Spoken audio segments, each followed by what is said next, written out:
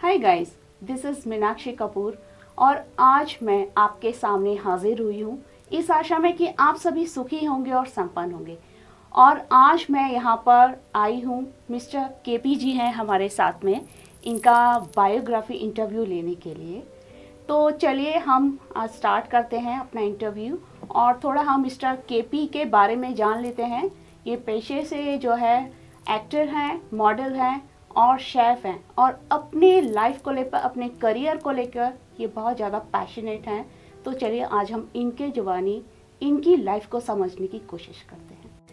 तो mister KP जी, आप अपने बारे में हमें बताइए कि आपकी लाइफ में आपका जन्म कहाँ हुआ था और आपका बचपन किस तरीके से बीता था। मेरा जो बर्थ प्लेस है वो दिल्ली है। हाँ जी। न्यू दिल्ली, नॉर्थ दिल्ली, शालीमार बाग में मेरा जन्म हुआ था और वहीं पे मैं पला बड़ा हूँ, शालीमार बाग के अंदर। जी। तो आपकी एजुकेशन है वो आपकी कहाँ पर हुई थी आपकी एजुकेशन मेरी बेसिकली दिल्ली के अंदर ही हुई है और काफ़ी अप्स एंड डाउन आए थे एजुकेशन से रिलेटेड, क्योंकि काफ़ी छोटा था मैं। मेरे फादर काफ़ी यंग एज में बीमार हो गए थे, उन्हें स्पाइनल कॉर्ड में प्रॉब्लम आ गई थी। ओके। तो मुझे इतना याद है, जब मैं छोटा था तो मैं एक पब्लिक स्कूल में था, holy Carmel public school Shalimar Bagh के अंदर ही है, और हम लोग शालीमार विलेज में रहते थे। उस टाइमिंग पे हमारे घर के हालात काफ़ी अच्छे थे, हम लोग मतलब सब बढ़िया था, अपना घर था, सब चीज़ें थी। लेकिन जब मेरे फादर बीमार हुए तो उनका स्पाइनल कॉर्ड चेंज हुई थी, तो उस टाइमिंग पे क्या हुआ कि हमारा सब कुछ बिक गया था। हाँ जी। मेरे फादर पेशे से एक बिजनेसमैन थे और सैनी इलेक्ट्रिकल के नेम से उनकी फैक्ट्री होती थी, सीलिंग फ़ैन और हीटिंग फ़ैन वहाँ पे बनते थे। ओके। लेकिन जब वो बीमार हुए तो हमें या मेरे फादर या मेरी मदर को सपोर्ट करने वाला कोई नहीं था। ओके। तो मेरी मदर थी, वो एजुकेटेड है, वो पब्लिक स्कूल में टीचर थी, पंजाबी बाग माउंट आबू पब्लिक स्कूल है उसमें। तो उन्होंने ही हम सबको संभाला। रही कहीं बाकी बात रही एजुकेशन की, मैं एक पब्लिक स्कूल में पढ़ता था जहाँ तक मुझे याद है, होली कार्मल पब्लिक स्कूल। लेकिन जब मेरे फादर बीमार हुए तो हमारा सब कुछ बिक गया था, इतने भी पैसे नहीं थे कि हम लोग स्कूल की फ़ीस पे कर सके। ओके। तो उस स्कूल से हटवा के मेरे पेरेंट्स ने हम 4 भाई बहन हैं, 2 सिस्टर हैं, 2 ब्रदर हैं। सिस्टर मेरी दोनों बड़ी हैं, एक मेरा छोटा ब्रदर है। तो हमें टेंट वाला स्कूल कहते हैं, सरकारी स्कूल, उस टाइम टेंट वाला स्कूल हुआ करता था। जी। तो टेंट वाले स्कूल में एडमिशन करा दिया था। तो उसके बाद फिर सरकारी स्कूल में मेरी स्टडी हुई है शालीमार बाग के अंदर, डबल बी ब्लॉक में एक स्कूल है वहाँ पे। तो 12th मैंने वहीं से कंप्लीट की थी। तो आपने जब स्कूल आपने चेंज किया और आपका एकदम बोलते हैं ना कि एक स्टेटस में एकदम से डाउनफॉल आ जाना, तो उस समय पर आपकी ऐसे कौन से फैमिली मेम्बर्स थे या फ्रेंड्स ऐसे थे, कौन से ऐसे कनेक्शंस थे जिन्होंने कि आपको सपोर्ट किया फाइनेंशियली भी एंड इमोशनली हर तरीके से। उस टाइमिंग पे मेरी एज काफ़ी कम थी, तो फ्रेंड्स वगैरह की तो मैं कह नहीं सकता भी जिन्होंने हमें इतना सपोर्ट किया। लेकिन जहाँ तक मैं नॉलेज रखता हूँ उन सब चीज़ों की, देखी भी हैं चीज़ें।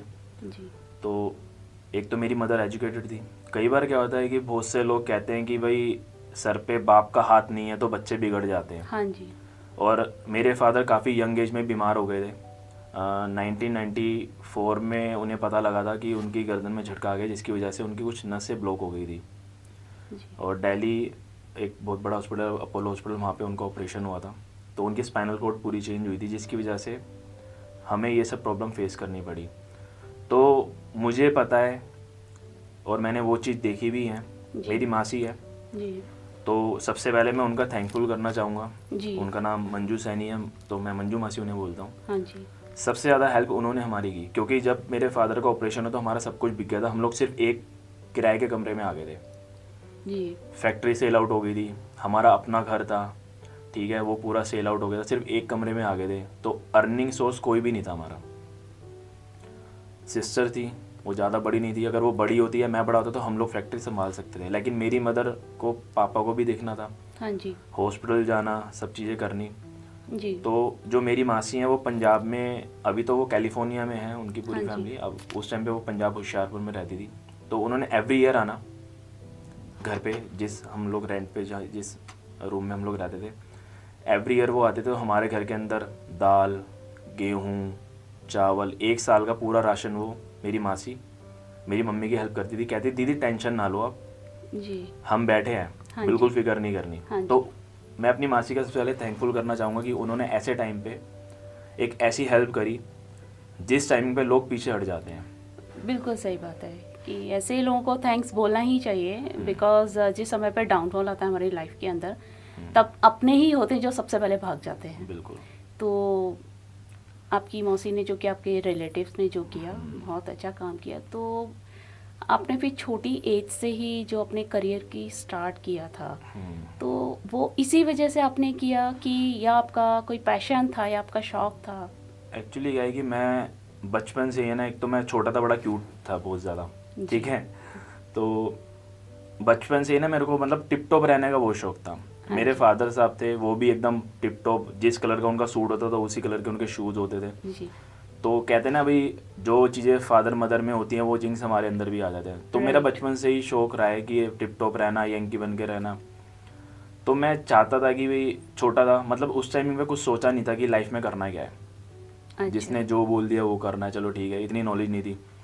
फैमिली में इतने ज़्यादा अप्स एंड डाउन थे, तो उन सब चीज़ों को सोचने का कभी मौका ही नहीं मिला कि लाइफ में करना क्या है। हाँ, सिंपल था, 10वीं करनी है, 11th करनी है, 12th करनी है, उसके बाद देखेंगे क्या करना है। तो जब 12th करी तो नहीं, आई थिंक जब मैं 11th में था तब मेरे जीजू हैं, मेरे से बड़ी सिस्टर है, मतलब छोटी सिस्टर मैं उन्हें कहता हूँ, गीति का नाम है। ओके। उन्होंने बोला भी कोई कंप्यूटर से रिलेटेड कोई कोर्स किया जाए, हम्म। ठीक है। फैमिली में ने भी सजेस्ट किया भी कंप्यूटर से रिलेटेड कोर्स वगैरह कर लो, आईटी में घुस जाना या हार्डवेयर में घुस जाना। मेरा मन नहीं था करने का, अच्छा। लेकिन फिर भी मैंने वो कोर्स किया, कंप्यूटर एप्लीकेशन का एक डिप्लोमा किया 1 ईयर का। ओके। तो घर पे सब बोलते थे भाई घुस जाओ इसमें, कंप्यूटर लाइन में काम करो, लेकिन मेरा मन नहीं था उस लाइन में। जब मैंने 12th करी तो मुझे शौक था कि भाई मैं मॉडलिंग करूं, एक्टिंग करूं, ओके। इस तरीके का शौक था। लेकिन फाइनेंशियल कंडीशन इतनी ज़्यादा ख़राब थी जी। कि मैं जो मेरे ड्रीम्स हैं ना, मैं चाह के भी पूरे नहीं कर सकता था, हाँ जी। बिल्कुल भी। सिर्फ एक प्रॉपर्टी हमारे पास बची थी, बड़ी मुश्किल से वो मेरे फादर की जो डेथ हुई थी वो 2005 जनवरी में हुई थी। ओके। और लेकिन उन्होंने जाने से पहले उस एक प्रॉपर्टी बची थी, उस प्रॉपर्टी को रेडी किया, 3 फ्लोर उसमें बनाए, एक अर्निंग सोर्स उन्होंने हमारा स्टार्ट कर दिया था जाने से पहले। ओके। लेकिन जब जिस टाइमिंग में मेरे फादर थे 2005 में डेथ हुई थी, हम लोग 3 से 4 साल 3rd फ्लोर पे रहे थे, और 1 साल तो ऊपर लेंटर था ही नहीं। ओके। बारिश आती थी तो पानी सीधा अंदर, धूप आती थी दिन में धूप अंदर होती थी।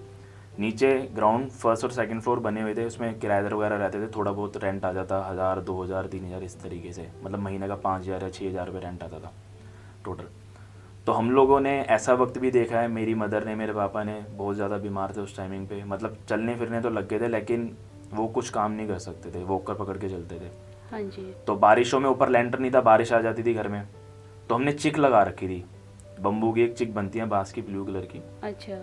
तो वो लगा लेते थे जब बारिश आती थी। जब बारिश नहीं होती थी और मतलब इवनिंग हो जाती थी तब लगा लेते थे। इस तरीके से हम लोगों ने 1 साल या 2 साल काटा। फिर हम लोगों ने लेंटर डलवाया, तो ऊपर छत तो थी लेकिन ज़मीन पे फर्श नहीं था। ओके। तो जब बारिश आती थी तो टपकता था, पानी भी भर जाता था अंदर। लेकिन धीरे धीरे करके, मेरी मदर एजुकेटेड थी, तो मेरी मदर ने, मेरी 2 सिस्टर्स हैं, उनको पढ़ाया लिखाया, ब्यूटिशियन का कोर्स कराया शनाज हुसैन से, और बुटीक का काम कराया कि चलो ठीक है, मैं और मेरा ब्रदर छोटे, हम लोग नहीं कर सकते काम, हम लोग उस टाइम पढ़ रहे थे, तो जी। चलो बेटियों को पढ़ाओ। लेकिन कहते ना, एक लेडीज़ कुछ करना तो चाहती है, जी। लेकिन उस हमारे जो आसपास का जो समाज है उसे करने नहीं देता वो चीज़ें। राइट, बिल्कुल सही बात है। वो तो मेरी मदर एजुकेटेड है, एक एजुकेटेड फैमिली से बिलोंग करती है, एक सिख फैमिली से बिलोंग करती है, पंजाबी फैमिली से बिलोंग करती है, तो उनका ऐसा बिहेवियर नहीं था कि हाँ भाई लड़कियां नहीं पढ़ाना, क्योंकि मेरी मदर खुद हॉस्टल में पढ़ी है। तो उन्होंने मेरी सिस्टर्स को पढ़ाया। जो मेरे से बड़ी सिस्टर है गीति का, वो हमारे घर के अंदर आज हाँ भी जी। कहते ना एक बेटा है वो। बिल्कुल। उस टाइमिंग पे उसने मतलब जो काम नहीं हो सकता ना, उस लड़की में इतने गट्स हैं, वो सारे काम कर सकती है। बेटियां बेटों से कम वैसे भी नहीं हाँ, होती हैं। बिजली के राइट। बिल भरना, हाँ जी। ठीक है, कहीं पे भी जाना, कोई भी काम करना है, मम्मी मैं करूँगी, टेंशन ना लो। तो वो आज भी हमारे घर का बेटा है, ओके। हम लोग सब उसकी सुनते हैं। जी। तो इस तरीके से वो टाइम बीता हमारा। लेकिन धीरे धीरे करके जी। मैंने भी स्टडी कंप्लीट करी, और मैंने जहाँ तक करियर की बात है, मेरा एक्टिंग मॉडलिंग में शौक था। तो मेरे मामा जी अभी वो ऑस्ट्रेलिया में रहते हैं, उन्होंने भी मेरी मदर को और मेरी फैमिली को, चाहे वो एजुकेशन से रिलेटेड हो जी। या किसी कोई काम करना है उससे रिलेटेड कोई डिस्कशन करना है, हाँ जी। उन्होंने हर चीज़ में हमारी हेल्प करी है, चाहे वो पैसा हो या कोई भी चीज़। तो कोई भी चीज़ हम लोगों को स्टार्ट करनी थी, कुछ भी पूछना था, तो हम लोग सीधा मामा जी के पास जाते थे, क्योंकि मेरे मामा जी उस टाइमिंग पे शालीमार बाग में ही रहते थे। अच्छा। मेरे मामा, मेरी नानी, नानू का अपना बिजनेस था तो वो एमपी रहते थे, अप डाउन करते रहते थे। अच्छा। तो मामा ने भी काफ़ी सपोर्ट किया। तो मैं चाहता था कि मैं आने वाले टाइम में एक मॉडल बनूं। मेरा एक फ्रेंड था, मैं आज काफ़ी टाइम बाद उसका एक जिक्र करने जा रहा हूँ। हाँ जी। अरुण नाम था उसका। जी। वो रैंप वॉक करता था, ओके। तो मॉडलिंग भी करता था, रैंप वॉक भी करता था। तो मेरी उससे बात हुई, यार मेरा भी शौक है करने का, हम्म। लेकिन पैसे नहीं थे, पैरों में जूते नहीं थे, कपड़े इतने अच्छे नहीं थे, कैसे करेंगे मॉडलिंग और एक्टिंग। Right right. अगर हमें एक फील्ड में जाना है तो हमारे पास वो सब चीज़ें होनी चाहिए, ताकि हम एक शो कर सके अपने हाँ आप को जी, बिल्कुल बिल्कुल। कि भाई हमें ये चीज़ करनी है। एक इन्फिनिटी कॉम्प्लेक्स आ जाता है, हाँ। नहीं तो। राइट। लेकिन फिर भी मैंने हार नहीं मानी। जी। उस टाइम, अब तो क्या है कि सोशल मीडिया चल गया, आपका लिंक, आपका कहते हैं लिंक्डइन प्रोफाइल होना चाहिए, हाँ जी, ठीक है, हाँ जी। इंस्टा प्रोफाइल है, यूट्यूब प्रोफाइल होना चाहिए। तो वो लोग Right. मांगते हैं कि भी आपके सब्सक्राइबर कितने, लाइक कितने। राइट। उस टाइम की मैं आपसे बात करूँ, जिस टाइमिंग पे सोशल मीडिया के बारे में लोगों को इतना नॉलेज नहीं था। जी। उस टाइमिंग में क्या होता था कि एक्टिंग और मॉडलिंग के लिए पोर्टफोलियो बहुत ज़रूरी है। हम्म। तो मैं अपने फ्रेंड के साथ गया और उनके साथ पता करा, एक मॉडल गुरु के नाम से प्रीतमपुरा में था। पोर्टफोलियो के लिए बात करी तो उसने 15 फोटोग्राफ्स के 30,000 रुपये बोले थे, लेकिन नहीं थे पैसे। लेकिन किसी तरीके से मेरे फ्रेंड ने कुछ फ़ोटोग्राफ्स मेरी क्लिक करवा के अरेंज कराई। तो एक मॉडल गुरु की मैगज़ीन निकलती है, उस मैगज़ीन में सिर्फ इतनी सी ऐड देने के लिए 5,000 रुपीज़ लगते हैं, उसके भी पैसे नहीं थे। तो वो सपना छोड़ दिया कि यार जी। नहीं कर सकते। हम्म। फिर जॉब स्टार्ट करी। मुझे याद, आज भी याद है, मेरी जो पहली जो नौकरी थी वो दिल्ली के अंदर एक जगह है NSP, नेताजी सुभाष प्लेस। वहाँ पे एक DS से DSG में जाता था, एक छोटा सा कमरा था, उसमें 3-4 टेलीकॉलर्स होते थे। हाँ जी। और वो बेसिकली ICICI बैंक का एक ऑफिस था, जहाँ पे वो लोग लोन और क्रेडिट कार्ड प्रोवाइड करते थे। ओके। तो उस टाइमिंग पे लैंडलाइन फ़ोन थे, या मतलब फ्री वाली कॉलिंग नहीं थी। अब तो फ्री हाँ कॉल जी। रैंडमली लोग कर लेते हैं लोन जी। वगैरह सेल करने के लिए। उस टाइमिंग में क्या था कि मेरा जो काम था, मैं एक फील्ड बॉय था। जी। तो मेरा काम था, मेरे जो बॉस थे, जो मेरे सर थे मिस्टर कुलदीप, वो मुझे फॉर्म दे देते थे, लिस्ट, मतलब काफ़ी सारे फॉर्म देते थे, और एक एरिया देते थे दिल्ली का। मैं आज भी मुझे याद है, गफ़ार मार्केट में मैं गया, मेरा फर्स्ट डे था। मुझे ट्रेनिंग मिली 10 दिन की भी, इस तरीके से आपको लोन के लिए डील करना है, कस्टमर को बताना है, ये फॉर्म है, ये फिल कराना है, ये साइन कराना है, ये डॉक्यूमेंट लेने हैं। जी। तो मेरा फर्स्ट डे था। जब मैं फील्ड में निकला, मैं DTC ब्लू लाइन बस में बैठा दिल्ली में, और मैं गफ़ार मार्केट करोल बाग चला गया। करोल बाग मोबाइल की सबसे बड़ी मार्केट है। तो वहाँ मैं एक शॉप पे गया, मैंने कहा सर आपको लोन चाहिए? कहता नहीं चाहिए। मैं फिर दूसरी शॉप पे गया, जैसे मुझे ट्रेनिंग दी गई थी। ऐसे मैं करते करते 3-4 शॉप पे गया, सबने मुझे मना कर दिया। जब एक शॉप पे और गया ना, हाँ जी। तो उसने मेरे कंधे पे हाथ लगाया और गाली देके बोला चल निकल, नहीं चाहिए लोन। तो एक वो भी वक्त था। बिल्कुल सही बात है। ऐसे टाइम पर मतलब बहुत, एक तो इंसल्ट फील होती है, और ऐसा लगता है कि सब कुछ याद आ जाता है कि कहाँ हमारा घर का जो स्टेटस था वो इतना हाई था कि ऐसे लोग हमसे ऐसी बात नहीं कर सकते हैं। और आज टाइम ये आ गया है कि लोग हमसे इस तरीके से बात कर रहे हैं। लेकिन मैंने फिर भी हार नहीं मानी। मेरी जी। मम्मी पूछती थी रात को कि क्या काम है, तो मैं बोलता था ऑफिस में बैठने का काम है, फ़ोन कॉल्स करने थे। मैंने उन्हें कभी नहीं बताया, और आज तक का मेरा नेचर है, मैं चाहे कोई भी काम कर रहा हूँ ना जिसमें मेरे को प्रॉब्लम हो रही है, मेरी मम्मी को भनक लग जाती है कि हाँ आवाज़ से पता लग रहा है कि ये परेशान है, लेकिन मैं बताता नहीं अपनी परेशानी।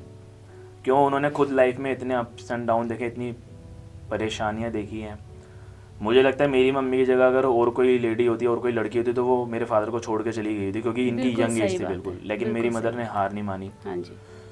तो मैंने भी हार नहीं मानी, जैसे मेरी मदर ने सिखाया है। मेरे पापा हमेशा एक चीज़ बोलते थे, जब मैं छोटा था, फैक्ट्री में जाता था, मेरे को बिस्कुट देते, तो वो अपने जो उनके पास लेबर काम करती थी उनको कहते थे कि जो नौकरी है ना वो हाँ की होती है, हाँ जी। ना का होता है अपना घर। अगर आपने किसी काम के लिए Right. नो बोल दिया तो आप बाय बाय टाटा। बिल्कुल सही बात। तो वो बात मेरे दिमाग में थी। तो मेरे बॉस ने मुझे बोला फील्ड में आपको काम करना, मैं फील्ड में ही करूँगा। हम्म। और मेरी सैलरी मुझे याद है, मेरी फर्स्ट सैलरी थी 3032 रुपये, ओके। जिसमें से 200 रुपये का मेरा पास बनता था। घर से खाना लेके आता था, घर से 10 रुपये मिलते थे, 5 रुपये टिकट के लगते थे। जी। तो ऐसे करके मैंने अपना करियर स्टार्ट करा। मॉडलिंग एक्टिंग लाइन का मैंने सोचा नहीं था कि मैं कभी इन फ्यूचर स्टार्ट करूँगा, क्योंकि पता नहीं था फ्यूचर में क्या आने वाला है, इतनी सोच नहीं थी। जी। इस तरीके से मैंने अपना करियर स्टार्ट करा था। फिर मैं DSA से BPO में आ गया था, क्योंकि मेरी सिस्टर की मैरिज हो चुकी थी। वो एक BPO सेक्टर में जॉब करती थी, एफर्ट BPO में। अच्छा। SBI बैंक से रिलेटेड कोई आउटसोर्सिंग था, तो मेरी सिस्टर ने मुझे वहाँ पे लगवाया। तब मैं थोड़ा थोड़ा फ्लो में आना स्टार्ट हुआ। अच्छा। फिर मेरी सैलरी 7000 हुई। ओके। मैंने कई साल वहाँ पे बताए। हम्म। फूड से रिलेटेड कोर्स करा दिल्ली के अंदर ही, पूसा से मैंने। अच्छा। फिर मेरा एक ड्रीम था भी करना है क्या यार लाइफ में, क्योंकि मेरे मामा जी घर पे आते थे एवरी सैटरडे संडे, हमसे डिस्कस करते थे भी लाइफ में क्या करना है बेटा, ये चीज़ है, ये ऑप्शन है तेरे लिए, ये करना है, ये करना है। हाँ जी। तो वो एजुकेशन से रिलेटेड बहुत ज़्यादा चीज़ें थी जो हमें बताते थे कि तू ये कर सकता है, तू ये काम कर सकता है, तू वो काम कर सकता है। हम्म। मेरे को बचपन से खाना बनाने का बड़ा शौक था। अच्छा। तो जब मैंने फिर कोर्स वगैरह किया खाने वगैरह का दिल्ली से, तो फिर मैंने सोचना स्टार्ट किया कि मुझे फ्यूचर में करना क्या है। राइट। तो मेरा ड्रीम था कि मुझे एक रेस्टोरेंट खोलना है। That's why you are very great nice chef. ये बात है 2000 2009 और 10 की बात है। अच्छा। उससे पहले मैं सोच चुका था, मैं जॉब कर रहा था कि मुझे एक रेस्टोरेंट खोलना है, क्योंकि मेरा इंटरेस्ट उसी चीज़ में था। हाँ जी। तो कई बार क्या होता है, कुंडलियाँ दिखाती है मम्मी कि हाँ भाई लाइफ में क्या करना है, ऐसे हाथ वगैरह दिखाने।